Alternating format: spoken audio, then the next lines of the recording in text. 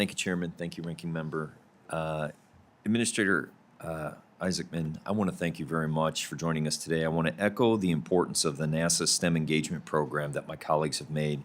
Engaging young children after they have been inspired by the likes of the Artemis missions is important to ensuring that we have young adults who want to go to schools like Purdue University, the cradle of astronauts on the onward to the moon, Mars, and beyond.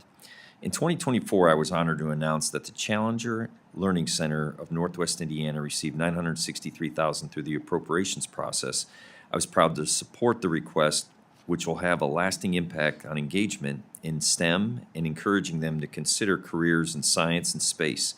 Our children are the next generation of astronauts, scientists, mission specialists who will help return humans to the moon, land a human on Mars, and achieve new heights currently unfathomable. In addition to the Challenger Learning Center, Indiana's Purdue University faculty and laboratories play a major role in developing the science that goes into the NASA missions. The university's research in biology and lunar gravity will contribute to the sustainment of human life at the moon base. My first line of questioning for you today regards NASA's commercial lunar payload service.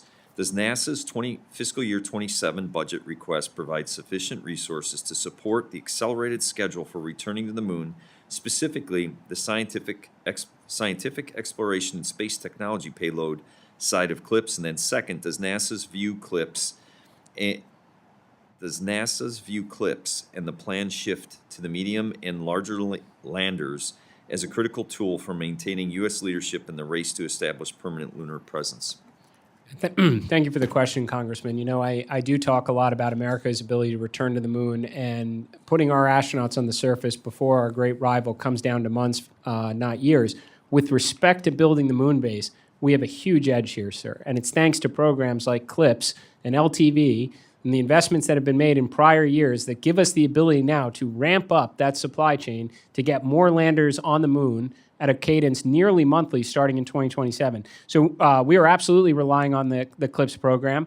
I would just ask, when you look at the investments being made into it, to look beyond just the FY27 budget request, because to the prior question, we plan to make good use of the resources that were going into the orbital outpost above the moon and putting that infrastructure on the moon itself. So we're able to make significant investments in the CLIPS program to build the moon base. Virtually the entirety of Phase 1 leverages CLIPS 2.0, and our LTV contract, sir.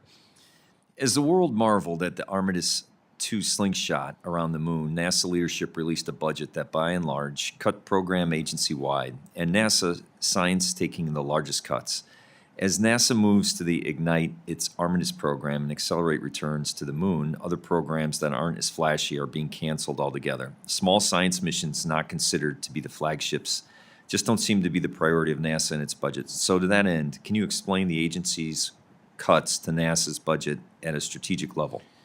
I really appreciate the question, because I would like to explain what our approach here is in this. Again, first, it's no gaps. So we're not giving up any Earth observation or space weather capabilities whatsoever. We're looking at two categories specifically. And I would point out, even under the President's budget request for our Science Mission Directorate, it's greater than every other civil space agency science budget in the world combined. And the approach is legacy missions that are decades beyond its original design life.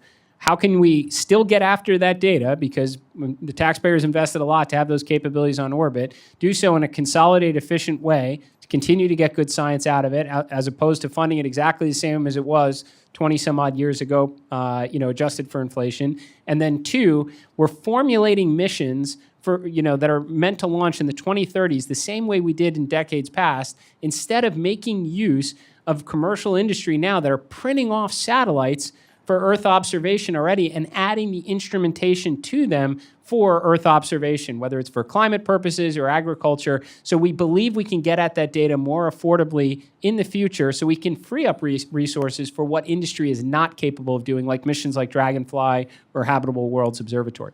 So NASA's Nancy Grace Roman Space Telescope, slated to launch October 26, will serve critical role in the characterization and threat assessment of near-Earth objects, contributing to national and international planetary defense objectives.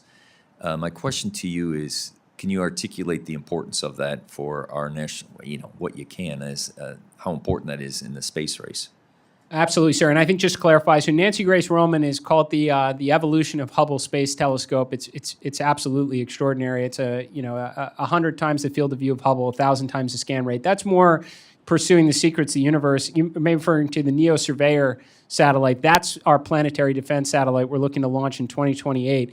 And how important is it? It's everything, sir. I mean, we definitely don't want to go the way of the dinosaurs. And it is basically our planetary defense strategy right now, at least inside the realm that NASA has oversight over, relies heavily on terrestrial telescopes to pick up on things of interest. And what we want is to be able to point NEO Surveyor at it and give us a double click alongside some of our other assets. It also naturally does its own scanning as well.